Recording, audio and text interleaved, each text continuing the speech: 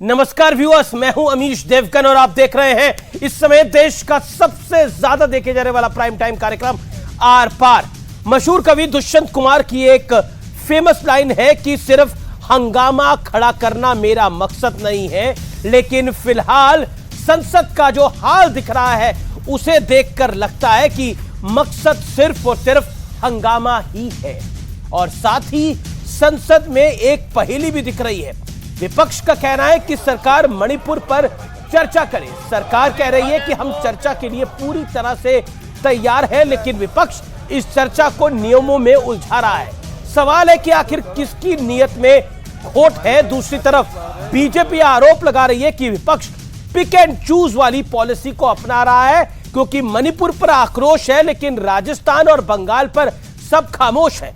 और इसी बीच राजस्थान में एक लाल डायरी भी अवतरित हो गई है और कहा जा रहा है कि इसमें 500 करोड़ का राज छुपा है। और यह डायरी कोई और नहीं बल्कि खुद राजस्थान सरकार के बर्खास्त मंत्री राजेंद्र गुड़ा लेकर आए हैं।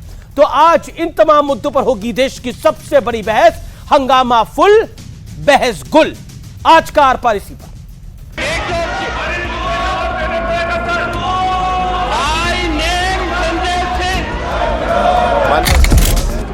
वो एनवायरमेंट क्लियरेंस से रिलेटेड नहीं है। माननीय अध्यक्ष महोदय श्री गुमान सिंह डामोर जाहिर किया। संसद ठप है, लेकिन तेरा प्रदर्शन बना मेरा प्रदर्शन वाली फाइट खुलकर हो रही है। सदन में आओ, सदन में आके जवाब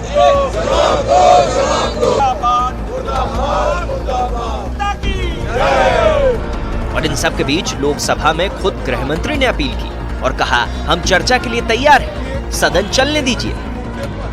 दोनों ओर के सदस्य ने चर्चा की मांग की है। मैं सदन में चर्चा के लिए तैयार हूं। मेरा विपक्ष के नेता को आग्रह है कि चर्चा होने दे और इस महत्वपूर्ण मसले पर पूरे देश के सामने सच्चाई जाए, बहुत महत्वपूर्ण है। हम भी तैयार है। आओ, प्राइम मिनिस्टर स्टेटमेंट करो। आप बाहर प्रेस करते हो, अंदर करने में क्या गया है? ये सारी दुनिया जानती है कि सरकार डिस्कशन नहीं चाहती। सरकार डिबेट करना चाहती है लेकिन विपक्ष भाग रहा है। वो भाग इसलिए रहा है कि जब मणिपुर पर चर्चा होगी तब एक उंगली मणिपुर की तरफ उठेगी तो 3 उंगलियां जो हैं वो राजस्थान, छत्तीसगढ़, मध्य प्रदेश की तरफ भी उठती हुई दिखाई देंगी। सियासी तापमान का अंदाजा इन बयानों से लगाइए। मणिपुर में जो बेटियों के साथ हुआ है उसका भी मैं विरोध प्रकट करता हूं।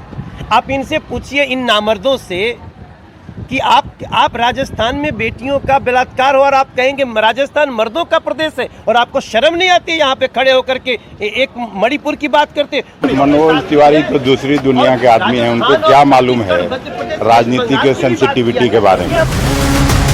इस बीच गहलोत सरकार के बर्खास्त मंत्री राजेंद्र गुड़ा ने अपनी ही सरकार के खिलाफ लाल डायरी वाला बम फोड़ दिया। एक लाल डायरी को गहलोत सरकार के भ्रष्टाचार का कच्चा चिट्ठा बताते हुए वो विधानसभा पहुंचे, लेकिन उनसे डायरी भी छीनी गई और फिर उन्हें मार्शल आउट भी करवा दिया गया। रोज दुष्कर्म के कीर्तिमान स्थापित हो रहे। मैं इस घटना से आहत था। इसके ऊपर बोलना चाह रहा था। मेरे ऊपर चार्ज लगाए गए कि मैं बीजेपी से मिला हुआ हूँ। मेरे पास वो डायरी थी, वो डायरी मेरी छीन ली गई। मेरे साथ इन्होंने सारे के सारे 25-50 लोगों ने एक साथ मेरे ऊपर हमला कर दिया। इस पार्ट के अंदर आपके सारे काले कारनामे, जो लोगों ने आपने विधायकों को खरीदा, क्रिकेट के चुनाव में आपने क्या क्या काले कारनामे किए पैसे दे दे के, वो सारी चीजें अभी खुलासा मैं आगे भी करूंगा। राजस्थान में महिलाओं की सुरक्षा का मुद्दा उठाते हुए वहां की सरकार को अपने गिरेबा में झांकने की नसीहत देने के बाद गुड़ा को बर्खास्त किया गया था। तो आज इन तमाम मुद्दों पर होगी देश की सबसे बड़ी बहस। हंगामा फुल, बहस कुल। और अब वक्त है आर पार के सुप्रसिद्ध विश्लेषण का। आइए आपको दिखाता हूं मैं सियासी हंगामे की हकीकत का विश्लेषण। फैक्ट नंबर 1 यानी पहला फैक्ट, सर्वदलीय बैठक में मणिपुर पर चर्चा का फैसला। दूसरा फैक्ट जो कि बहुत महत्वपूर्ण है, पीएम मोदी ने मणिपुर की घटना पर बयान दिया, गृह मंत्री ने सदन के भीतर चर्चा की अपील करी। तीसरा बड़ा फैक्ट क्या है, आइए आपको दिखा देता हूं। बैक चैनल का इस्तेमाल करते हुए रक्षा मंत्री राजनाथ सिंह ने मल्लिकार्जुन खड़गे से चर्चा की अपील करी। चौथा बड़ा फैक्ट सियासी हंगामे का, नियमों में उलझाकर विपक्ष का हंगामा लगातार जारी है। चर्चा से महत्वपूर्ण है या नियम महत्वपूर्ण है? बढ़ता हूं मैं आगे। पांचवा बड़ा फैक्ट, मणिपुर पर विपक्ष का आक्रोश लेकिन बंगाल और राजस्थान पर पूरी तरह से खामोश है। और छठा बड़ा फैक्ट, राजस्थान में लाल डायरी में 500 करोड़ का रास का दावा सामने आया है, जो कि बहुत बड़ा सियासी हंगामा है, जिसकी बात राजेंद्र गुड़ा कर रहे हैं। और बड़ा सवाल, क्या विपक्ष संसद से सड़क तक सुविधा की सियासत कर रहा है? ये जो लगातार आरोप लग रहा है। मेरे साथ बात करने के लिए आज कई सांसद जुड़ रहे हैं। मेरे साथ राखी राठौड़ है, जो कि मेंबर ऑफ पार्लियामेंट है, प्रवक्ता है भारतीय जनता पार्टी की। मलूक नागर है, सांसद है बहुजन समाज पार्टी के। मेरे साथ अभय दुबे है, प्रवक्ता है कांग्रेस पार्टी के। वारिस पठान है, प्रवक्ता है AIMIM के। और राजेंद्र गुड़ा है, राजस्थान के पूर्व मंत्री, खासतौर पर आज हमारे साथ जुड़ रहे हैं। गुड़ा साहब, आपका अभिनंदन है न्यूज 18 पर। मेरा सवाल बहुत बड़ा है आपसे, ये 500 करोड़ का राज है क्या आपको लगता है कि सिर्फ आप हेडलाइन बनाने के लिए ये खेल खेल रहे हैं, सुर्खियों में आने के लिए? देखिए, मुझे कोई सुर्खियों की जरूरत नहीं है, और मैं आपको बता देना चाहता हूँ जी कि पिछले 2020 के अंदर मुख्यमंत्री जी ने वो डायरी उस रेड में से हमसे निकलवाई थी, और उसके बाद में आज उस डायरी के कुछ अंश लेके मैं उस डायरी और विधानसभा को टेबल करने जा रहा था। अध्यक्ष जी से उसके ऊपर बोलने के लिए टाइम मांग रहा था जी। कांग्रेस के मंत्रियों ने, विधायकों ने, सारों ने मेरे से वो डायरी छीन ली। नहीं, आपसे वो डायरी छीन ली, उसकी तस्वीरें हमने लाइव देखी हैं। लेकिन एक बात बताइए, आप खुद उस डायरी का पालन पोषण कर रहे थे, तो आप भी शामिल हैं और आपने एक बड़ा सवाल खड़ा कर दिया है 500 करोड़ की बात करके। देखिए, उस डायरी में कुछ अच्छा तो नहीं था, और अच्छा होता इन कांग्रेस के मंत्रियों के लिए। उसमें विधायकों को, निर्दलीय विधायकों को कैसे सेट किया गया था, राज्यसभा के चुनाव में क्या हुआ था, उसके अंदर सरकार के संकट के टाइम में सरकार में किस किस को लेन देन हुआ था, वो सारी चीजें। अच्छा, एक बात बताइए, आपने बोला महिला सुरक्षा के अंदर हम मणिपुर की क्या बात करेंगे, राजस्थान के बहुत बुरे हालात हैं, जिसके बाद आपको बर्खास्त कर दिया गया। You were sacked as a minister. देखिए, जब भैंस, सत्ता पक्ष के लोग बेल के अंदर नहीं जाते जी, अमूमन सत्ता पक्ष के लोग बेल में नहीं जाते। हमारे यहाँ मैंने देखा कि पहली बार ऐसा हुआ, कई बार MLA बन गए, हम मंत्री पहले भी बने हैं, सत्ता पक्ष के लोग वेल के अंदर चले गए, और वो जिस तरीके से प्रदर्शन कर रहे थे, तो मैंने कहा हमारे यहाँ जो राजस्थान महिला दुष्कर्म में नंबर 1 हो गया, और आज आए दिन हमारे महिलाओं में सुरक्षा का भाव है। हम जिन लोगों ने हमें चुन के भेजा, उनके प्रति हमारी जवाबदेही है, और उसमें कम से कम अपने गिरेबान में झांके तो 15 सेकंड कोई बात, उस मेरे से रिजाइन मांग सकते थे, नोटिस दे सकते थे, मेरे से बात पूछ सकते थे, सीधा मुझे बर्खास्त कर दिया। नहीं, अब आप अपनी सरकार को बोलोगे कि उस सरकार के बहुत बुरे हालात हैं, तो मतलब आपने भी तो खुद ही इस बात को रखा सदन के अंदर। लेकिन हाँ, कांग्रेस में आंतरिक लोकतंत्र कहते हैं बहुत बड़ा है, लेकिन इस पूरे मामले में आंतरिक लोकतंत्र समाप्त होता हुआ दिखा। मेरे साथ अभय दुबे हैं, कांग्रेस के प्रवक्ता, आप बने रहिए मेरे साथ, कांग्रेस के नेता हैं, उनके पास में जाना चाहता हूँ। अभय दुबे जी, एक बात बताइए, ये लाल डायरी के राज पर तो मैं आऊंगा, लेकिन अभी जो बड़ा सवाल है मेरा आपसे वो ये है कि आंतरिक लोकतंत्र कहाँ गया आपका? आपने राजेंद्र गुड़ा को बर्खास्त कर दिया, उन्होंने महिला सुरक्षा की बात उठाई थी राजस्थान में। हमीश देवगन जी, महिला सुरक्षा का सवाल खड़ा करने का उनका अधिकार था, मगर उन्होंने मणिपुर से तुलना करके कहा। ये समूचे देश के लिए बहुत ही हृदय विदारक था। मणिपुर में क्या हो रहा है प्रधानमंत्री नहीं जानते, हमारे देश के प्रधानमंत्री जी को पता है कि राजेंद्र 3 गुड़ा को महीने से वहां बर्खास्त क्यों किया? स्टेटलेसनेस की वो तो आप ही की स्थितियां हैं। सरकार में मंत्री थे ना, वो तो कह रहे थे सीधे सीधा कि अभी आप मणिपुर के हालात में राजस्थान में क्या चर्चा करो, राजस्थान के हालात पे करो, यहां बेटियों के साथ क्या हो रहा है, कितने सारे दुष्कर्म हो रहे हैं। और आप कहते हैं महिला सुरक्षा को लेकर हम सीरियस है, और आपने अपने ही मंत्री को बर्खास्त कर दिया क्योंकि उसने महिलाओं की आवाज उठाई। ये क्या नैरेटिव जाएगा इसका पब्लिक के बीच में? देखिए, आम जनता में क्या नैरेटिव जाएगा इसका, ये सोचिए ना आप, अबे जी। भारतीय जनता पार्टी की तरह इनकी भी राजनीति अवसरवादिता से ग्रसित है। 8 में, 15 में, 19 में ये कोई कांग्रेस पार्टी में पहले थोड़ी थे, बसपा में थे। और इनके स्टेटमेंट सुन लीजिए पहले के जितने हैं, वो तो सार्वजनिक रूप से कहते थे कि यहाँ टिकट लाकर इस दल में शामिल हो जाता हूँ, फिर उस दल से चला जाता हूँ। इनके बहुत सारे, आज सारे टेलीविजन चैनल्स ने इनके विवादित बयान बताए हैं। आज गंभीर अरे सारी बातों के बाद वो मंत्री तो आप ही की सरकार में थे ना।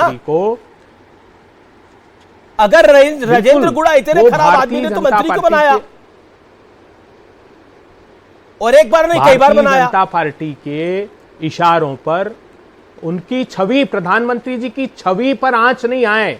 सारी भारतीय जनता पार्टी और उसके अप्रत्यक्ष समर्थक लोग यही काम करते हैं। मणिपुर जलता रहे, जल जाए, मगर प्रधानमंत्री की छवि पर आंच ना आए। प्रधानमंत्री जी अमेरिका के दोनों सदनों को संबोधित बीजेपी के साथ मिल गए। राजेंद्र गुड़ा ठीक है, अबे दुबे शांत रहिए। राजेंद्र गुड़ा ने आपको शांति सुना। राजेंद्र गुड़ा, आप बीजेपी के साथ मिल गए हो, इसलिए महिला सुरक्षा की बात कर रहे हैं। देखिए, मैंने 2008 में इनकी माइनॉरिटी की सरकार थी। मैं इतना बुरा और अवसरवादी आदमी था, तो मैं बसपा विधायक दल का नेता था। हम सारे 6 लोगों को इन्होंने बसपा में मर्ज क्यों करवाया, पार्टी ज्वाइन क्यों कराई, नंबर 1।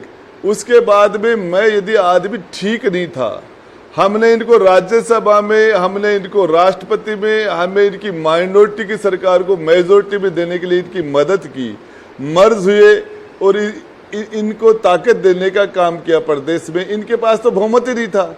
उसके बाद में 2018 में इन्होंने, गहलोत साहब ने राजेंद्र गुड्डा जैसे आदमी को, अवसरवादी आदमी को दोबारा कांग्रेस ज्वाइन करा दी, दोबारा मंत्री बना दिया, दोबारा राज्यसभा में वोट ले लिया, दोबारा राष्ट्रपति में वोट ले लिया। संकट के समय जब इनके पिछले 25 सितंबर को खड़गे साहब और अजय माकन जी इनके पर्यवेक्षक बन के आए थे, तो इनके ज्यादातर मंत्री विधायक आलकमान के सामने खड़े हो गए थे। और आलकमान के जो इनकी दुर्दशा की थी आलकमान की, उसमें राजेंद्र गुड्डा तो फिर भी आपके साथ खड़ा था, आपके आलकमान के साथ। सरकार पर संकट आया तब भी आपके साथ खड़ा था। और जब आपकी माइनॉरिटी की सरकार जिसको मेजोरिटी दे रहे हैं, आपको राज्यसभा दे रहे हैं। अबे दुबे, आप तो कहते हैं आपकी पार्टी में आंतरिक लोकतंत्र है, राजेंद्र गुड़ा को बर्खास्त करने का मैसेज क्या जाता है अबे दुबे? और जवाब राजेंद्र गुड़ा की बात। देखिए, आंतरिक लोकतंत्र के साथ साथ कांग्रेस पार्टी का संविधान भी है। कांग्रेस पार्टी का संविधान ये कहता है कि आप पार्टी के आंतरिक प्लेटफॉर्म पर पहले चर्चा करिए अगर आपको ग्रीवेंसेस है। पहली बात, एक बात बता दूं, बहुजन समाज पार्टी अब इनको टिकट देने वाली नहीं है। इनको पता है कि इनकी स्थिति इनके क्षेत्र में भी खराब थी, कांग्रेस पार्टी टिकट देने वाली नहीं है। सिर्फ इसी अवसरवादिता की वजह से इन्होंने ये स्टेटमेंट दिया। जवाब राजेंद्र गुड़ा, महिला सुरक्षा को मणिपुर में हो रहा है, क्या उसकी तुलना कांग्रेस के प्रवक्ता ने टिकट के साथ जोड़ दिया है? राजेंद्र गुड़ा से उसकी तुलना की जा सकती है। जी, ये तो अब लाल डायरी की भी बात कर रहे हैं। राजेंद्र गुड़ा, महिला सुरक्षा को टिकट के साथ जोड़ दिया गया। अरे आप ही को दे दिए, आप ही को दे दें, क्या है लाल डायरी? अगर मेरे बारे में घूम रहे हैं, दे देना चैनल को। देखिए, मेरी बात सुनिए आप, कांग्रेस के प्रवक्ता साहब, मैं आपको बताना चाह रहा हूं, जिस मामले में आप कह रहे हो कि मेरे क्षेत्र की हकीकत आप जानते हो, तो 4 बार से आप तो वहां, मेरे विधानसभा क्षेत्र में कांग्रेस तो है ही नहीं। मेरी तो टक्कर ही बीजेपी से है, भाजपा के साथ मेरा चुनाव है, नंबर 1। नंबर 2, आपको बताना चाह रहा हूं, आप तो हो ही नहीं वहां। और जो बसपा की बात आप कर रहे हो, 2013 में मैंने आपकी पार्टी से चुनाव लड़ा था कांग्रेस से, और उस टाइम में बसपा के कैंडिडेट के मात्र 1100 वोट आए थे। जो 1100 वोट के अंदर उसकी जाति और उस कैंडिडेट के वोट थे, पार्टी के वोट कहां थे? और उसके बाद आपको बता रहा हूं अभी ये अवसरवादी आदमी है, तो ये सारा का सारा गलत काम पार्टी को मर्ज करना, पार्टी करवाना कौन कर रहा है? ये आप नहीं कर रहे क्या? गहलोत साहब नहीं कर रहे क्या जी? और रहा सवाल महिला दुष्कर्म का, तो इस मामले में मणिपुर की जो घटना है उस घटना की निंदा करता हूं, भर्त्सना करता हूं।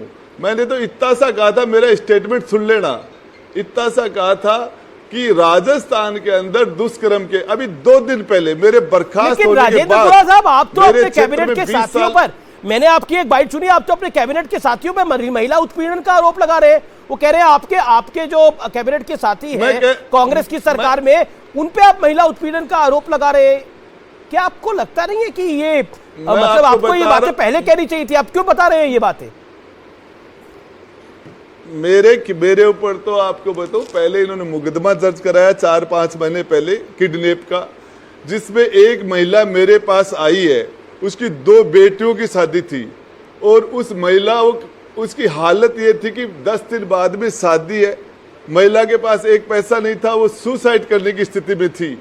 मैंने उस महिला को 3,84,000 रुपए मेरी जेब से दिए, उनकी बेटियों की शादी कराई और जिस व्यक्ति ने उसके पैसे खा गया था उसको समझाया, उससे मेरे खिलाफ मुकदमा करा दिया हमारी सरकार ने। मैं सरकार में मंत्री हूं और गहलोत साहब गृह मंत्री भी है, सीएम भी है, उन्होंने मेरे पैर खिलाफ मुकदमा दर्ज कराया और मुझे उस मामले के अंदर मेरे पर प्रेशर बढ़ा के, गिरफ्तारी का डर दिखा के, पता नहीं क्या क्या हो रहा है यहाँ। मैं तो ये कह रहा हूँ, मणिपुर जैसी घटनाएं हमारे रोज हो रही हैं, आप तो रोज हो रही हैं, पर हमें इन पे भी देखना। देखिए राजेंद्र गुड़ा, आप मेरे सवाल को समझिए, मेरा सवाल बहुत सीधा है। आप अपने कलीग्स पर अब कह रहे हैं कि ये जो मंत्री हैं महेश जोशी या फिर शांति धारीवाल, आप महिला उत्पीड़न का उन पे आरोप लगा रहे हैं। अगर ऐसा था तो पहले क्यों नहीं बोले, अब आप क्यों बोल रहे हैं? ये सवाल आप पे खड़ा होगा। मैं तो पहले भी बोलता रहा हूं, मैं तो आपके चैनल के माध्यम से कह रहा हूं, जिम्मेदारी के साथ कांग्रेस के प्रवक्ता बैठे हैं और इसमें राजेंद्र गुड्डा भी शामिल है, बर्खास्त मंत्री। लेकिन मैं आपको कह रहा हूं, सारे की सारी मंत्री परिषद का नार्को टेस्ट करवा लीजिए और जो जेल में बैठे जो सारे के सारे लोग, उनसे ज्यादा दुष्कर्मी इसके अंदर नहीं निकले तो सदा सदा के लिए राजनीति बहुत बड़ा आरोप है इस सरकार के अंदर। ये बहुत बड़ा आरोप है अभय दुबे, ये बहुत बड़ा आरोप है आपकी सरकार के। जिम्मेदारी से कह रहा हूं, मेरा भी करा लीजिए। राजेंद्र गुड़ा बर्खास्त मंत्री ये बात कह रहे हैं, लेकिन ये सवाल खड़ा होगा कि अब क्यों ये बात कह रहे हैं। ये बात मैंने उनसे पूछी, लेकिन जवाब अभय दुबे, आप कह रहे हैं कि आप घेरेंगे, बीजेपी को घेरेंगे, लेकिन आपकी पूरी सरकार घिरती हुई दिख रही है इस पूरे मामले के अंदर। अब देख लीजिए, खुद पूर्व मंत्री महोदय ने अशोक गहलोत सरकार की निष्पक्षता का बखान खुद किया है आपके शो में, और आपने एक भी सवाल नहीं किया उनसे। आपके न्यूज चैनल की रिपोर्ट है, मंत्री राजेंद्र गुड़ा सहित 3 पर अपहरण और मारपीट का केस दर्ज, जिसका उल्लेख उन्होंने खुद ने किया।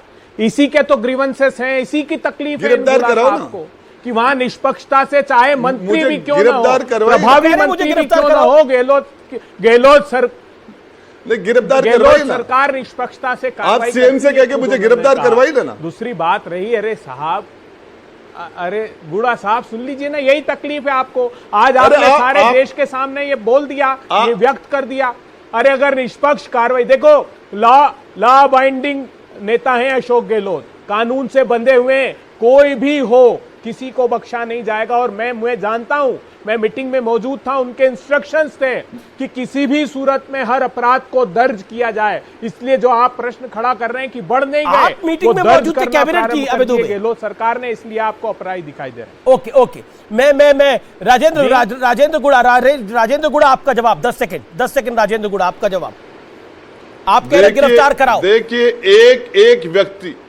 एक व्यक्ति जनजाति क्षेत्र का, एक एसटी का एक व्यक्ति, और लाइव कह रहा है कि मैं आत्महत्या कर रहा हूं, महेश जोशी से दुखी होकर, उससे प्रताड़ित होकर वो आदमी मर जाता है।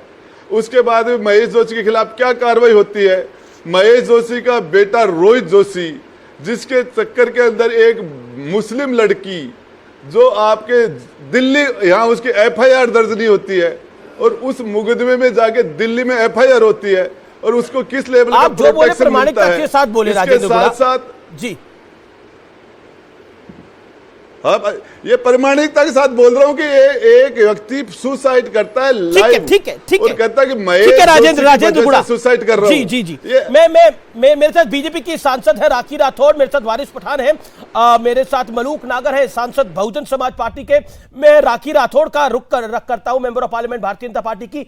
राखी जी माफ करिए, प्रवक्ता है भारतीय जनता पार्टी की। राखी जी, मेरा सवाल बहुत सीधा है और मैं आपसे जानना चाह रहा हूं, क्या आपको लगता है कि जो इस समय पॉलिटिक्स हो रही है, क्या बीजेपी मणिपुर पे चर्चा नहीं करने जा रही है, कांग्रेस ऐसा माहौल बना रही है?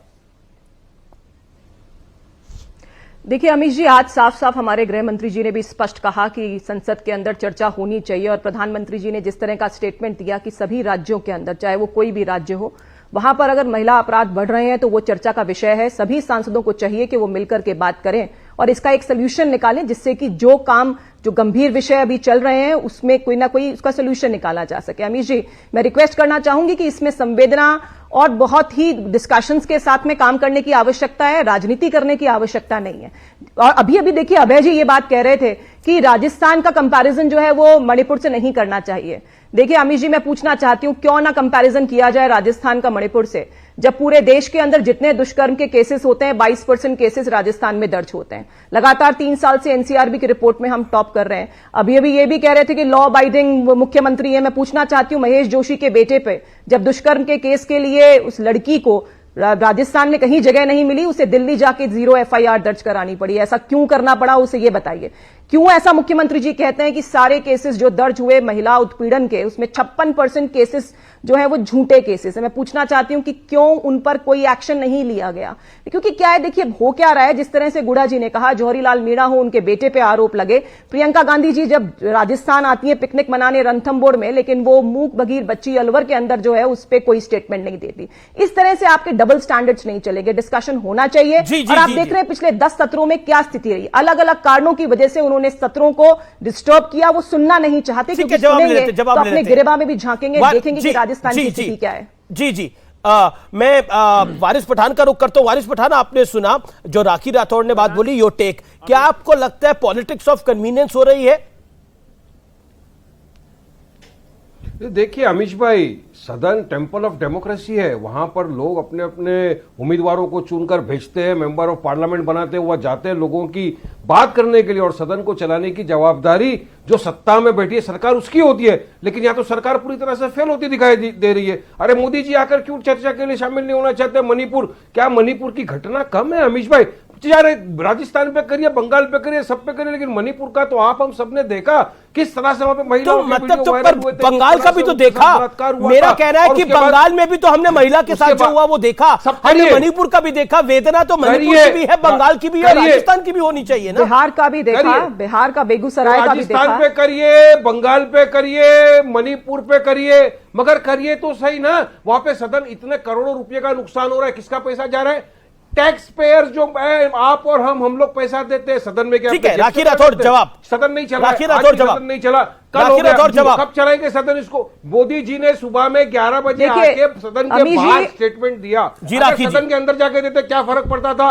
वो भी चीफ जस्टिस ऑफ इंडिया ने जब अमित जी देखिए 10 सत्रों की अगर मैं बात करूं, चाहे विदेशी रिपोर्ट आ जाए, कोई डॉक्यूमेंट्री आ जाए, कभी नीट पर, कभी बॉर्डर इश्यूज पे, हमने देखा कि लगातार संसद का सत्र जो है वो इन्होंने बाधित किया। और आज भी गृह मंत्री जी ने स्पष्ट शब्दों में कहा है कि इसमें राजनीति नहीं होनी चाहिए।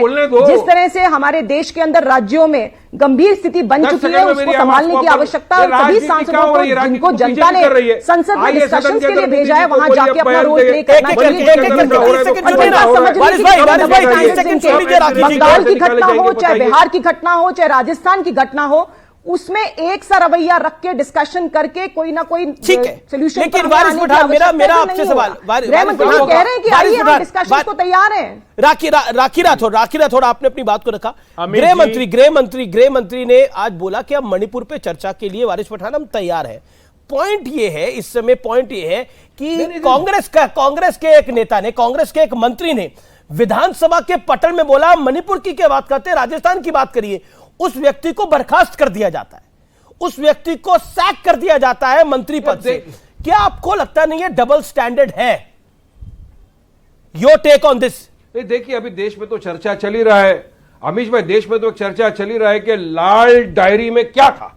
अब ये सवाल तो सब अब हम सब पूछना चाहते हैं। आपके चैनल के ऊपर बैठे हुए हैं वो खुल्लम खुल्ला यहाँ बोल दे कि लाल डायरी में क्या था, कितनों के नाम थे, क्या घोटाला था, क्या गड़बड़ क्लियर बता रहे 500 करोड़ का मामला है। मगर two wrong does not make one right. That's true. Two wrong does not make one right Amish भाई। हम तो चाहते कि चाहे बंगाल हो, चाहे राजस्थान हो, चाहे मणिपुर हो, चर्चा होनी चाहिए, लेकिन चर्चा के बिना तो कोई सोल्यूशन नहीं आएगा। आप हम सब धर्मेंद्र प्रधान प्रधान का बयान कि विपक्ष राजनीति का एजेंडा कर रहा है और विपक्ष को राष्ट्रनीति समझ नहीं आती है, सिर्फ राजनीति कर रहा है विपक्ष खुद चर्चा से भाग रहा है। आज गृह मंत्री ने लोकसभा में बोला और बड़ी कैटेगोरिकली बोला कि हम मणिपुर पर चर्चा करने के लिए तैयार हैं। विपक्ष रोटियां सेक रहा है, सीधा हमला किया है। मलूक नागर मेरे साथ है। मलूक नागर, जब गृह मंत्री देश के कह रहे हैं, प्रधानमंत्री सदन के बाहर बोल चुके हैं, क्या आपको लगता है नियमों में उलझाया जा रहा है? चर्चा नहीं करवाने देना चाहता, विपक्ष नहीं करने देना चाहता, जैसा बीजेपी का आरोप है। विपक्ष में तो आप भी आते हैं। मलूक नागर।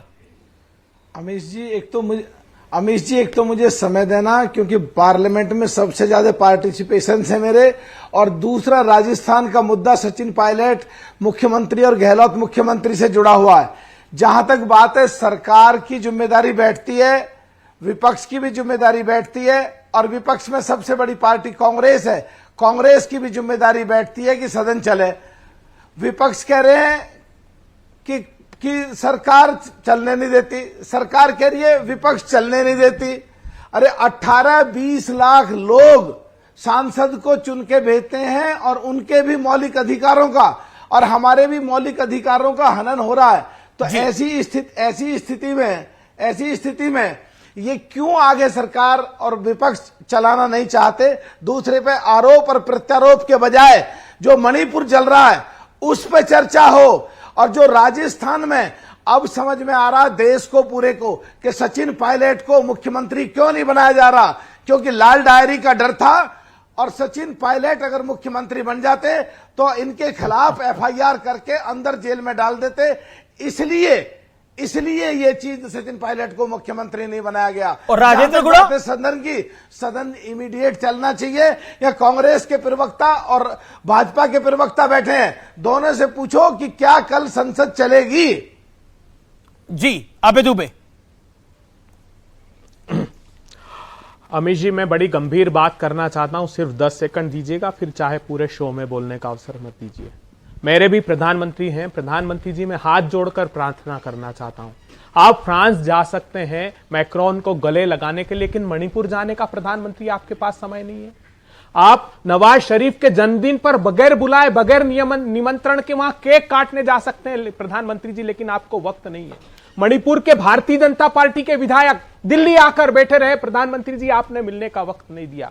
हमारे जो विदेश राज्य मंत्री हैं वहां के राजेंद्र सिंह, उनका घर जला दिया, वो गुहार लगाते रहे। 25 मई से वो आपको पुकार रहे हैं प्रधानमंत्री जी की मणिपुर का रुख कीजिए। आप प्रधानमंत्री मलूक नागर की बात का जवाब तैयार नहीं है। आप अमेरिका के दोनों सदनों को संबोधित कर सकते हैं, लेकिन हमारे भारत के सदन के लिए आपके पास मणिपुर के लिए समय नहीं है। प्रधानमंत्री जी, हम समूचे राजनीतिक दल के लोग हाथ जोड़कर प्रार्थना करते हैं, मणिपुर में जो आग उठी है उसकी चिंगारियां मिजोरम तक जा पहुंची है। प्रधानमंत्री जी, इतिहास क्षमा नहीं करेगा। मलूक नागर जी से पूछिए, वो सांसद हैं, तो क्या रूल 267 के तहत चर्चा होनी चाहिए कि नहीं चाहिए? तो जब गृह मंत्री ने बोल दिया चर्चा करिए, रूल में क्यों उलझा रहे करने की मांग? आप मेरा अबे दुबे सवाल है, जब देश के गृह मंत्री ने बोला मणिपुर पे चर्चा करने के लिए तैयार है, बाकी विषयों पे भी चर्चा करने के लिए तैयार है, तो रूल्स में क्यों उलझा रहे हैं? अमित शाह साहब ने क्या किया है जानते हैं आप? भारतीय जनता पार्टी के विधायकों से रूल 176 के तहत नोटिस दिलाए हैं, ताकि आधे घंटे के समय में भाजपा के सांसद बोल लें और उसके बाद वो मणिपुर पर चर्चा संपन्न हो जाए। नहीं, प्रधानमंत्री जी को जवाब देना होगा। 4000 ऑटोमेटिक वेपन्स वहां पर लूटे गए हैं। प्रधानमंत्री जी, प्रधानमंत्री जी, प्रधानमंत्री जी, मलूक नागर, अबे दुबे आपने डेढ़ दो मिनट बोला। मलूक नागर 30 सेकंड बोलिए। अमीश जी, इनकी बात बंद करो। देखिए, आज मैंने पार्लियामेंट में 377 प्रोविजन के तहत, जिसमें सरकार बाउंड होती है जवाब देने के लिए, ये मुद्दा उठाया, जिसमें मणिपुर का मुद्दा भी है और राजस्थान का मुद्दा भी है जो महिला उत्पीड़न से संबंधित है। और जहां की बात है, जो हमारे कांग्रेसी साथी कह रहे हैं ये संसद में कभी गए नहीं, इन्हें आइडिया है नहीं संसद की प्रणाली, किस तरह संसद चलता है। संसद के लिए किसी भी टॉपिक पे जब एक बार समय सीमा तय हो जाती है, मान लो 2 घंटे की हो गई और 2 घंटे में सारे एमपी नहीं बोल पाए सारी पार्टियों के, तो स्पीकर, माननीय स्पीकर साहब दोबारा सबकी सर्वसम्मति से टाइम बढ़ा देते हैं। तो ये बात गलत है कि समय कम है, समय पूरा है और संसद के जो सभापति हैं वो आगे समय सबकी सम्मति से बढ़ा देते हैं जब तक सब एमपी नहीं बोल पाते हैं। असलियत है एक दूसरे पे को डाल रहे हैं। बीजेपी के प्रवक्ता भी यहाँ हैं, गलत बोल रहे हैं और कांग्रेस के प्रवक्ता भी हैं। इनसे पूछो, जब सरकार राज्यसभा में 267, लोकसभा में 184, पढ़ लीजिए, और 267 में वोट डिवीजन भी मांगा जा सकता है। क्या बात करते हैं? ठीक है, जवाब अबे दुबे जवाब 30 सेकंड में जवाब। मुझे ब्रेक के लिए पर रुकना पड़ रहा है, मुझे ब्रेक के लिए रुकना पड़ रहा है। आप देख रहे हैं आर पार, मैं अंतराल के बाद वापस आ रहा हूं, देखते रहिए आर पार।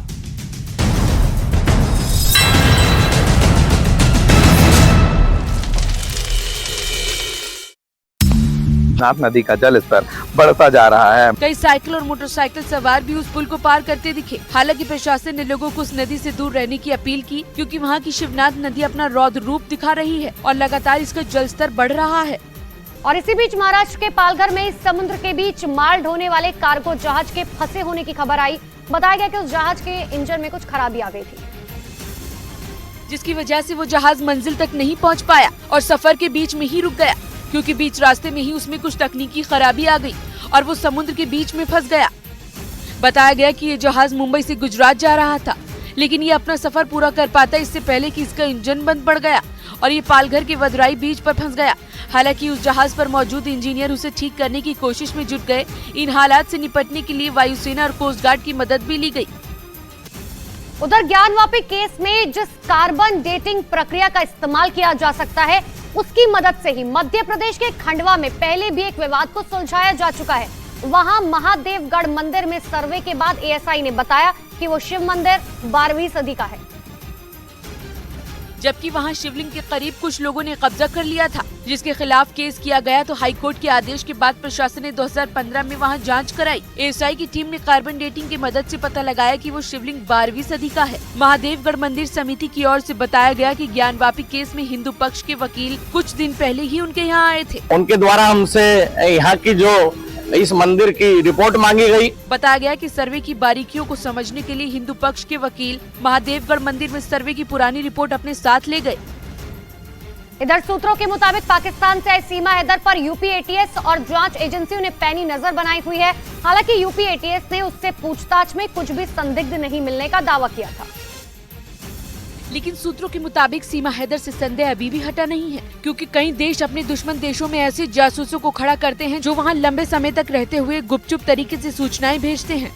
ऐसे में जांच एजेंसियों को शक है कि कहीं सीमा हैदर भी इसी तरह के प्लान का हिस्सा तो नहीं है और उन्हें किसी खास मकसद के लिए ट्रेनिंग देकर लंबे समय तक भारत में रहने के लिए पाकिस्तान से भेजा गया हो। इतना ही नहीं, संभावना तो इस बात की भी जताई गई कि कहीं भारतीय नागरिकता हासिल करने के लिए ही तो नहीं सीमा ने सचिन को अपना मोहरा बनाया, ताकि भविष्य में सीमा हैदर को भारत में रहने की किसी भी तरीके की परेशानी ना हो, क्योंकि भारतीय नागरिकता हासिल करने के लिए पहले भी कुछ लोग इस तरह की साजिश कर चुके हैं। और पाकिस्तान कनेक्शन की वजह से इस मामले में जांच एजेंसियां कोई कोताही बरतने के मूड में नहीं है। सूत्रों के मुताबिक एजेंसियां ये भी पता लगाने में जुट गई हैं कि क्या सीमा हैदर ने जानबूझकर पबजी पर सचिन मीना से दोस्ती बढ़ाई ताकि उनसे शादी करके वो भारत में बस जाए और फिर यहाँ से पाकिस्तान के लिए जासूसी कर सके। एजेंसियां ये भी जांच कर रही हैं कि क्या सीमा हैदर किसी हैंडलर की मदद से भारत आई। उधर सूत्रों ने दावा किया कि भारत में घुसने से पहले सीमा हैदर ने नेपाल से भारत में आने वाले 8 रास्तों की जानकारी जुटाई, ताकि ये पता लगाया जा सके कि बॉर्डर पर कहां ज्यादा चेकिंग होती है और जिन रास्तों पर कम चेकिंग होती है वहां से भारत में दाखिल हुआ जा सके। खुफिया सूत्रों के मुताबिक सीमा हैदर ने सुनौली, बनबसा, रक्सौल, सिद्धार्थनगर, सीतामढ़ी, कांकड़ा भिट्टा, जोगबनी और सिलीगुड़ी बॉर्डर की जानकारी जुटाई और वो सुनौली या रक्सौल बॉर्डर से भारत में दाखिल होना चाहती थी, लेकिन किसी ने उसे बताया कि वहां से जाना खतरनाक हो सकता है, क्योंकि ये बॉर्डर ऐसे हैं जहां पर भारत और नेपाल के नागरिक ही जा सकते हैं और किसी को यहां पर तीसरे देश के नागरिक को बिना वीजा के प्रवेश नहीं मिलता है। सूत्रों के मुताबिक इसलिए सीमा ने सिद्धार्थनगर बॉर्डर को चुना क्योंकि उसके किसी जानकार ने बताया कि वहां नेपाल से आने वाले बाकी रास्तों के मुकाबले कम चेकिंग होती है।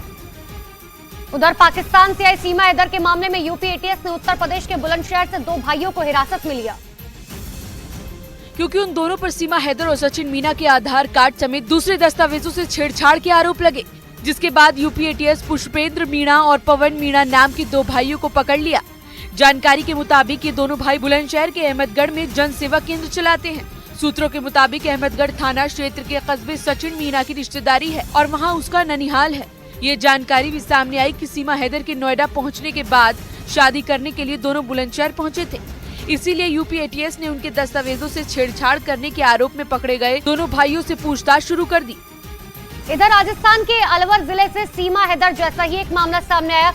खबर है कि वहां बेवाड़ी इलाके की रहने वाली एक महिला अपने प्रेमी से मिलने के लिए पाकिस्तान चली गई और उस महिला के पाकिस्तान जाने की सूचना उसके पति को न्यूज के जरिए मिली। बताया गया कि अंजू नाम की वो महिला अपने पति से जयपुर जाने की बात कहकर पाकिस्तान के खैबर पख्तूनख्वा प्रांत में पहुंच गई। सर मेरी बात हुई थी कि जयपुर जा रही हूँ मैं, ठीक है। उसके बाद मेरा फोन नहीं लग रहा, अभी मेरे को बाद में बताइए कि पाकिस्तान की मीडिया के मुताबिक 2 बच्चों की मां अंजू की पख्तूनख्वा के रहने वाले नसरुल्लाह से फेसबुक पर दोस्ती हुई और फिर उससे प्यार हो गया, जिससे मिलने के लिए वो पाकिस्तान चली गई। पाकिस्तान की मीडिया के मुताबिक वहां की सुरक्षा एजेंसियों से शक के आधार पर अंजू को हिरासत में ले लिया और उससे पूछताछ कर रही है। उधर चीन के लियो न्यू प्रांत में भारी बारिश की वजह से आई बाढ़ ने हाहाकार मचा दिया, जिसकी वजह से वहां के कई शहर पानी में डूब गए और वहां हालात बेकाबू हो गए।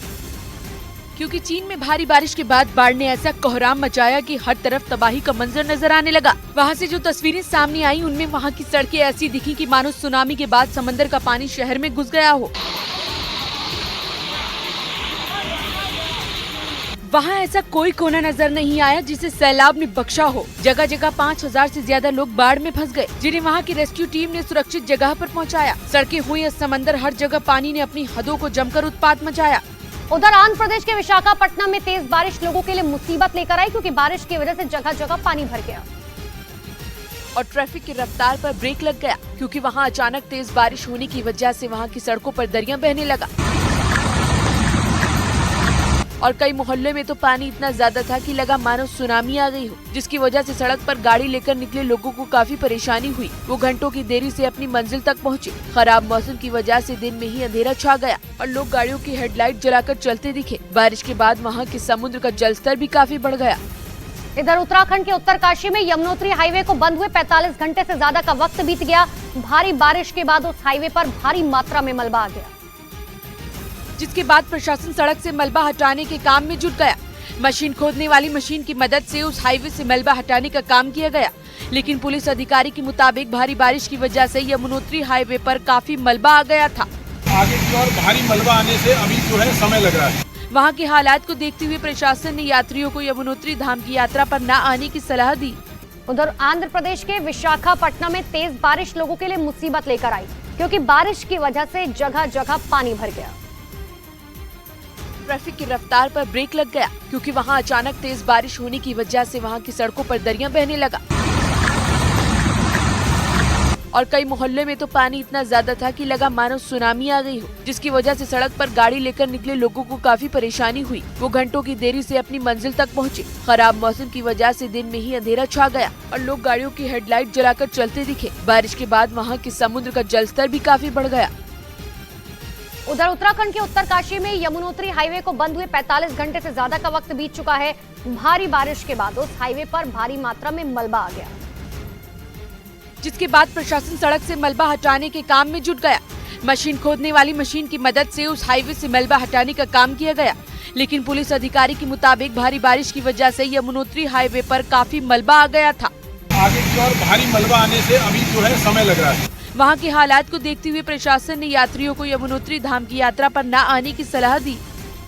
उधर गुजरात के जूनागढ़ में भारी बारिश ने जमकर तबाही मचाई। बारिश का पानी निकलने के बाद वहां हुई बर्बादी के निशान साफ तौर पर देखे गए, क्योंकि वहां बारिश ने ऐसा तांडव मचाया कि लोगों की गाड़ी घर सामान सब कुछ तहस नहस हो गया। वहाँ के लोगों के मुताबिक बारिश की वजह से लोगों के घरों में कई फीट पानी भर गया, जिसकी वजह से उनका बहुत सा सामान खराब हो गया। घर के बाहर खड़ी गाड़ियाँ एक दूसरे के ऊपर चढ़ गयी और कई लोगों की कार तो पानी के साथ बह गयी। कुछ गाड़ियाँ खम्भों और दीवारों से टकराकर पूरी तरह टूट गयी। पानी में गिरते ऐसे गाड़ी सब चली गई है और घर में भी सबको बहुत नुकसान है। पानी निकलते ही वहाँ से बर्बादी की जो तस्वीरें सामने आई वो कुदरत के सामने इंसान की बेबसी साफ कह रही थी। उधर बिहार के नालंदा में 150 फीट गहरे बोरवेल में गिरे 3 साल के मासूम को जिंदा बाहर निकाल लिया गया। लगभग 5 घंटे के रेस्क्यू के बाद एनडीआरएफ की टीम को सफलता मिली। बोरवेल से बाहर निकलते ही मेडिकल टीम ने बच्चे का चेकअप किया और उसे अस्पताल में इलाज के लिए भेज दिया। हाँ, बच्चे सकुशल रेस्क्यू हो गया। यहाँ से अभी एम्बुलेंस के माध्यम से हॉस्पिटल चला गया है। अभी से एकदम ठीक था बच्चा, कोई प्रॉब्लम नहीं था। बताया गया कि बच्चे की मां खेत में मिर्च तोड़ने गई थी, इस वजह से वो पीछे पीछे चला गया। वो बोरवेल के गड्ढे के पास खेल रहा था, इसी दौरान वो उसमें गिर गया था। उधर छत्तीसगढ़ के राजनांदगांव गांव में लगातार बारिश होने की वजह से वहां की शिवनाथ नदी का जलस्तर बढ़ गया। कम बैक व्यूअर्स, आप देख रहे हैं इस समय आर पार और इस समय की ब्रेकिंग स्टोरी है। केंद्रीय मंत्री स्मृति ईरानी ने बड़ा हमला बोला है। विपक्ष पर बरसी है स्मृति ईरानी। स्मृति ईरानी ने कहा है कि विपक्ष चर्चा को तैयार नहीं है, लेकिन सरकार मणिपुर पे चर्चा को तैयार है। विपक्ष सिलेक्टिव हो रहा है, चर्चा से भाग रहा है विपक्ष, ये तक कहा गया है। गृह मंत्री चर्चा को तैयार है और आज कहा भी गया। मेरे साथ मलूक नागर है, अभय दुबे है, वारिस पठान है और राखी राठौड़ है, प्रवक्ता भारतीय जनता पार्टी की। राखी राठौड़ विपक्ष कह रहा है और कांग्रेस खास तौर पर कह रही है कि आप सिलेक्टिव हो रहे हैं और खास तौर पर आप चर्चा की टाइम लिमिट बांधना चाहते हैं, लेकिन आप मुद्दे को राजस्थान में ले जाके उलझा रहे हैं। ये राजेंद्र गुड़ा को भी आप ही ने क्रिएट कर दिया है। देखिए अमीश जी, गृह मंत्री जी ने बार बार आज पार्लियामेंट में कहा संसद सत्र चलेगा और मैं न्यूज 18 के मंच के माध्यम से ये रिक्वेस्ट करना चाहूंगी कि कल कोई ड्रामा नहीं हो। महिला सुरक्षा का एक बहुत इंपॉर्टेंट इशू वहां पे डिस्कस होना चाहिए और एक देश की बेटी के रूप में मैं एक रिक्वेस्ट करूंगी कि आप लोग कल वो ड्रामा ना करें, लेकिन जो महिला सुरक्षा इंपॉर्टेंट है हर राज्य के अंदर, उसका डिस्कशन वहां पर होना चाहिए। इसमें रूल में मत फंसाइए, जो मुद्दा है वो इंपॉर्टेंट है। लेकिन एक बात देखिए अमीश जी, ना ये संसद सत्र चलाना चाहते हैं दिल्ली के अंदर, और वही चीज राजस्थान में भी की जब असेंबली के अंदर इन्हीं के एक बर्खास्त मंत्री ने अपनी बात रखनी चाहिए, भ्रष्टाचार की पोल खोलनी चाहिए, तो उसको भी बोलने से रोक दिया गया। यानी साफ साफ नजर आता है कि कांग्रेस पार्टी कहीं पर भी डिस्कशन चाहती नहीं है, चाहे वो दिल्ली हो चाहे वो राजस्थान हो। लोग इस तरह के डबल स्टैंडर्ड्स नहीं चलेंगे। देखिए होता क्या है कि जब राजस्थान के अंदर हम लोग बात करते हैं तो यहां की महिला, आप देखिए राजस्थान की पृष्ठभूमि को भी देखना इंपॉर्टेंट है। एक पीसफुल स्टेट के रूप में अपनी पहचान राजस्थान ने हमेशा रखी, लेकिन आप देखिए पिछले 4.5 साल में क्या स्थिति यहां पे महिला अपराध की हुई। इनकी खुद की विधायक दिव्या मदेरणा ये कहती हैं कि हमें राजस्थान के अंदर सुरक्षित नहीं हो। क्या ये गंभीर विषय नहीं है? आप देखिए कि कैबिनेट मंत्री के बेटे पे आरोप लगते हैं, यहाँ पे विधायक के बेटे पे आरोप लगते हैं, तो इन तरह के आरोपों को जवाब देने की आवश्यकता क्या है? बड़ा सीरियस मामला है। आपके मंत्री ने ऑन रिकॉर्ड विधानसभा में बोला, आपकी विधायक कह रही है कि मैं खुद ही सेफ नहीं हूं, महिलाएं कैसे होगी राजस्थान के अंदर? क्या आपको लगता नहीं ये सीरियस मैटर है? और आप कहते हैं आपकी पार्टी में आंतरिक लोकतंत्र है, लोकतंत्र की बात है, लेकिन उसको आप सैक कर देते हैं। अमीश देवगन जी, इस पर भी मैं जवाब देता हूं। मैं दोनों सांसद साथियों को बताना चाहता हूं कि अमित शाह साहब क्या कर रहे हैं। इसमें स्पेसिफिकली मेंशन किया हुआ है कि 176 रूल का अर्थ है शॉर्ट ड्यूरेशन डिस्कशन।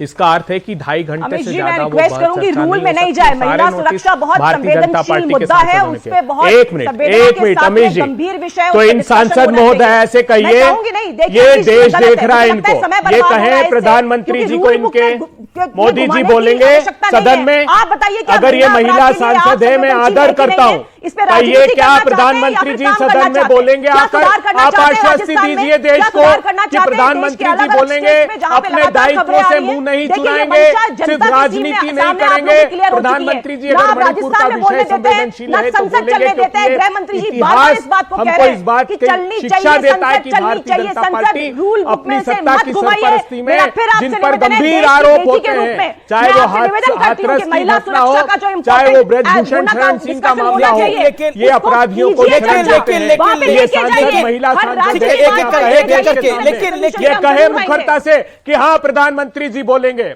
अच्छा, आप कह रहे हैं कि बीजेपी चर्चा को तैयार नहीं है, आप बीजेपी कह रही है कि हम चर्चा को तैयार है। अब आप कानून की बात कर रहे हैं। मलूक नागर तो बीजेपी के नहीं है, वो तो बहुजन समाज पार्टी के। एक सेकंड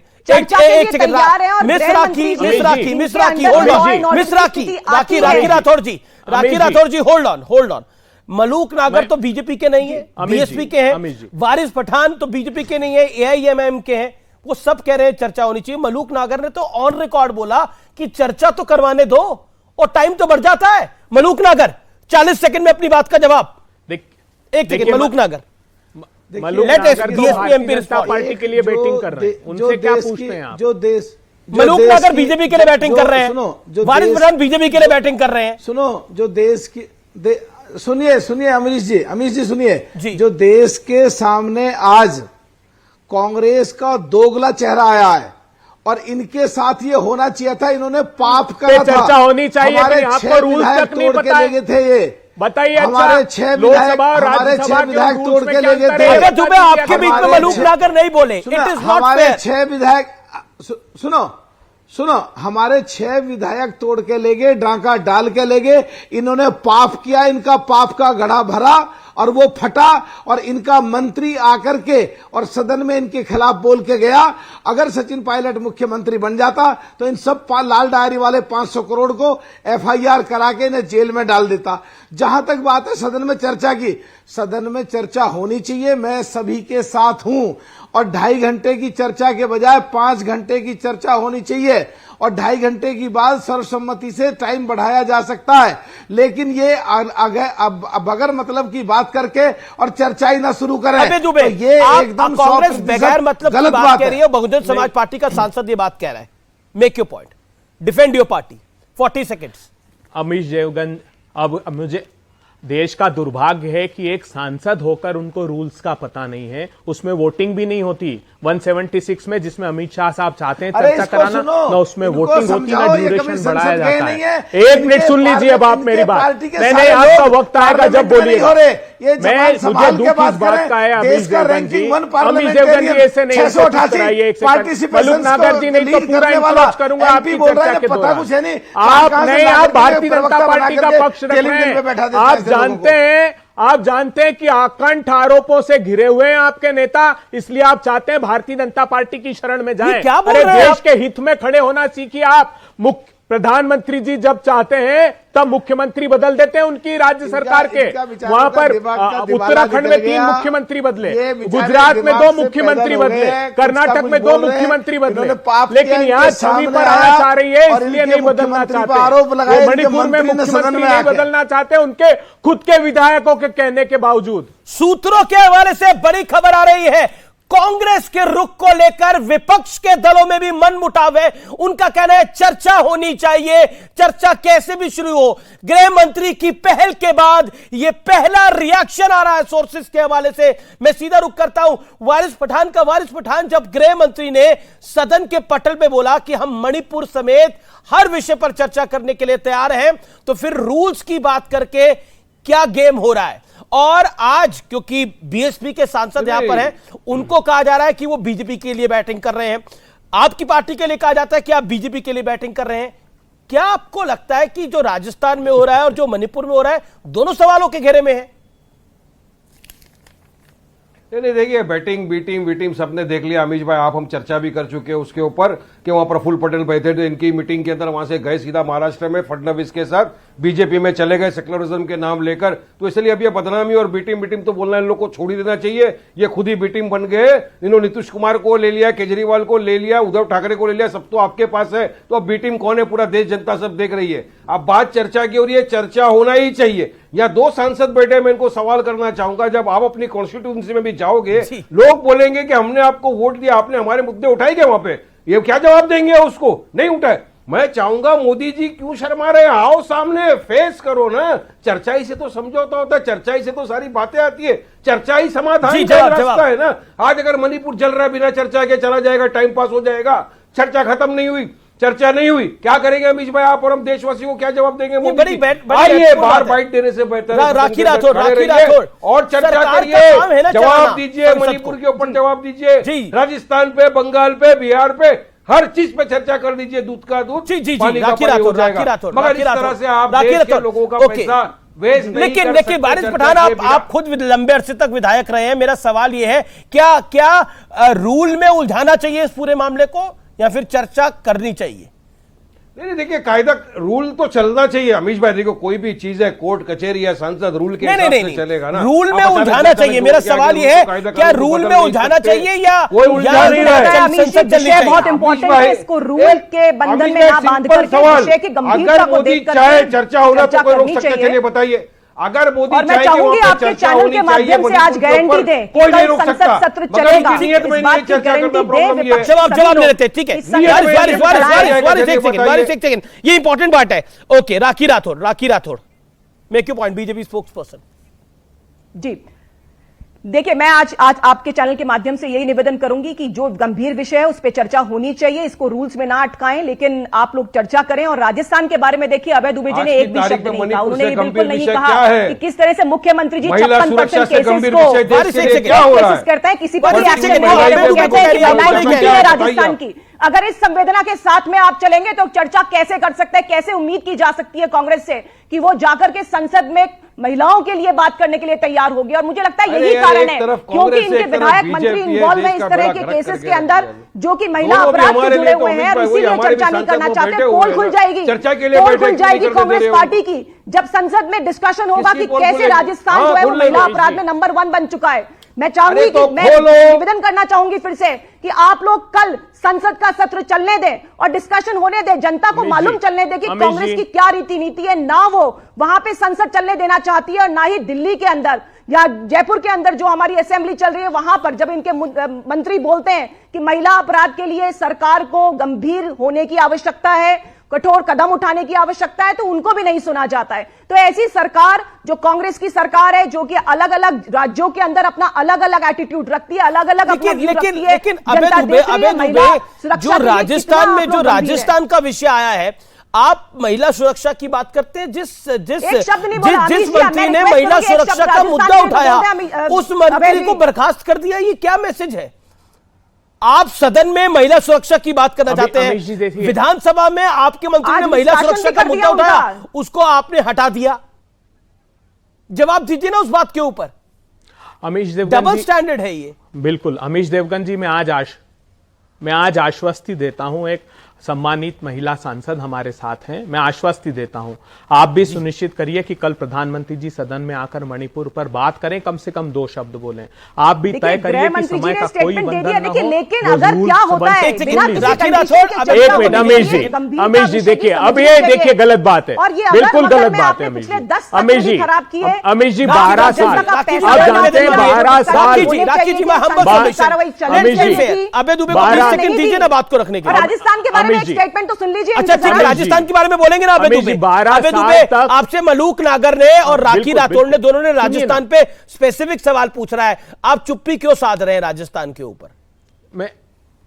मैं जानता हूं ये क्यों लाल डायरी में क्या क्या है वो भी बताएं जरा। पता है कि 18 में से 10 साल से ज्यादा मध्य प्रदेश बलात्कार में नंबर 1 रहा। 60,000 केसेस हुए, जानते हैं 58,000 महिलाओं के एब्डक्शन के केसेस हुए। मोदी जी एक शब्द बोले, इतने वर्षों में एक शब्द बोले, सांसद रेखा जी एक शब्द बोली। ऐसी आज प्रश्न इस बात का है कि क्या प्रधानमंत्री जी सदन में आकर मणिपुर के लिए 2 शब्द कहेंगे? क्या प्रधानमंत्री जी इस बात की आश्वस्ति देंगे सदन में आकर के ये जनता का दुर्भाग्य है कि ऐसी कांग्रेस सरकार में राजस्थान में मलूक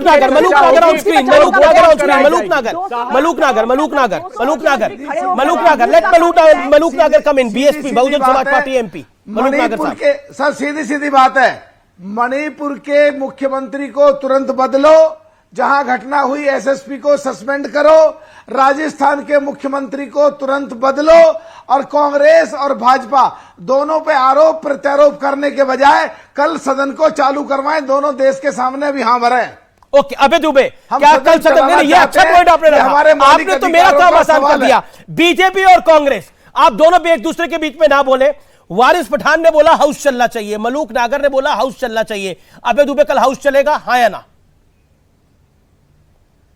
100% हाउस चलेगा अगर सरकार चाहेगी। प्रधानमंत्री जी आकर वक्तव्य दें, हाउस चलेगा। गृह मंत्री बोल चुके हैं आज। रूल 267 में चर्चा होगी, सदन अब चलेगा। आप कानून बोल जाएंगे, 100% सदन चलेगा, लेकिन ये नहीं मलूक नागर जवाब आपने चाहते हैं। मलूक नागर कह रहे हैं रूल 267 के अंदर चर्चा होगी तो हाउस चलेगा, नहीं तो जयराम जी। सर देखिए, ये अगर ये तो मगर की बात 184 छोड़ें, है, इनका रूल तो सदन में 184 है, हमेशा रोजाना होता है। नहीं पता है सदन में, रुकिए, सदन में रोजाना होता है, चर्चा होती है, और जब सभी दलों के एमपी नहीं बोल पाते हैं तो सर्वसम्मति से समय आगे बढ़ जाता है। ये केवल बहाना है चर्चा से भागने का।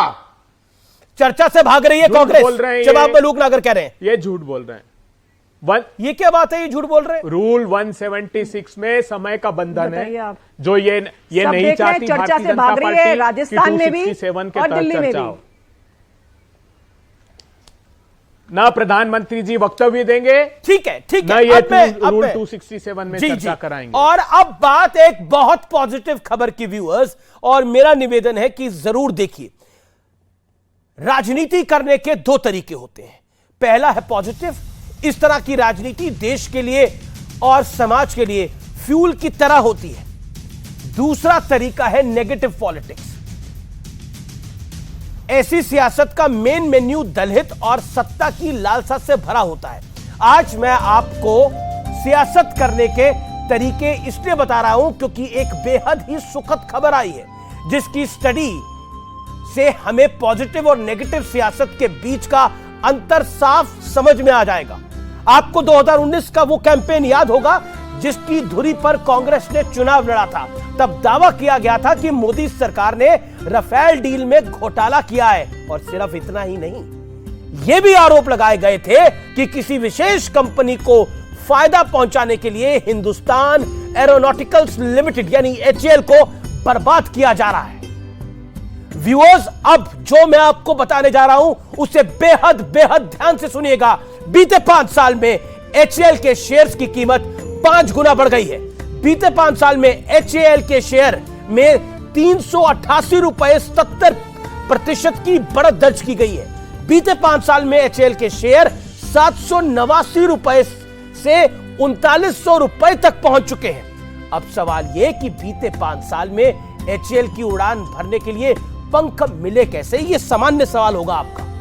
यह भी समझ लीजिए कि HAL को हाल ही में अर्जेंटीना को लाइट कॉम्बैट हेलीकॉप्टर सप्लाई करने का कॉन्ट्रैक्ट मिला है। इतना ही नहीं, Malaysia, Australia, Egypt, Indonesia, Philippines ने भी HAL के हेलीकॉप्टर्स और फाइटर जेट्स में दिलचस्पी दिखाई है।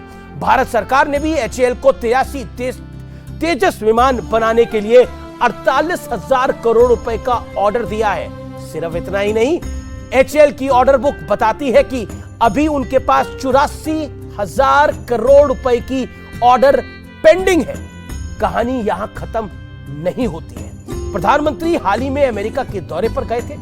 वहां HAL और अमेरिकन कंपनी GE एरोस्पेस के बीच तेजस के इंजन के साथ बनाने की डील हुई। इसका सीधा फायदा आप लोगों को मिलेगा, नहीं यानी देश की जनता को मिलेगा, नौकरियां बढ़ेंगी। HAL और GE इन इंजनों का निर्माण भारत में ही करेगा, इसलिए मैंने बोला नौकरियां बढ़ेंगी। देश भर में शोर मचाकर HAL के खात्मे की अफवाह फैलाने वालों ने क्या ये खबरें आपको बताई? क्या उनमें से किसी ने बताया कि कैसे HAL डिफेंस सेक्टर का एक बड़ा नाम बनता जा रहा है? क्या किसी ने आपको बताया वो भारत जो एक वक्त रक्षा सौदों के लिए दुनिया भर पर निर्भर रहता था, जिसमें दलाली भी होती थी, जिसमें करप्शन होती थी, और उस करप्शन की वजह से भारतीय सेना को इक्विपमेंट नहीं मिल पाते थे, हेलीकॉप्टर नहीं मिल पाते थे, वो अब इस सेक्टर का एक्सपोर्टर बनता जा रहा है।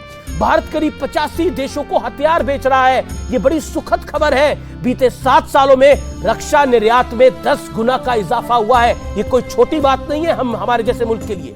वित्त वर्ष 2022-2023 में रक्षा उत्पादन ने पहली बार 1 लाख करोड़ रुपए का आंकड़े को पार कर लिया है। भारत अब ऐसे 928 रक्षा प्रोडक्ट्स को देश में ही बनाएगा, यानी देश में नौकरी, यानी देश की खुशहाली। जिन्हें पहले आयात किया जाता था, यानी पैसा वो बाहर जाता था।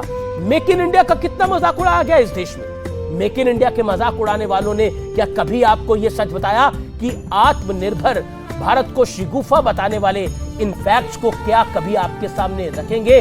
जवाब है नहीं, क्योंकि फॉल्स नैरेटिव और नेगेटिव पॉलिटिक्स वाला एजेंडा ज्यादा अट्रैक्टिव होता है, उसे हेडलाइंस मिल जाती हैं, ऐसी खबरों को ज्यादा सुर्खियां मिलती है, लेकिन नकारात्मक के साथ राजनीति तो छोड़िए, आम जिंदगी जीना भी मुश्किल हो जाता है। अगर आप हमेशा नेगेटिव रहेंगे तो जीवन कैसे व्यतीत करेंगे?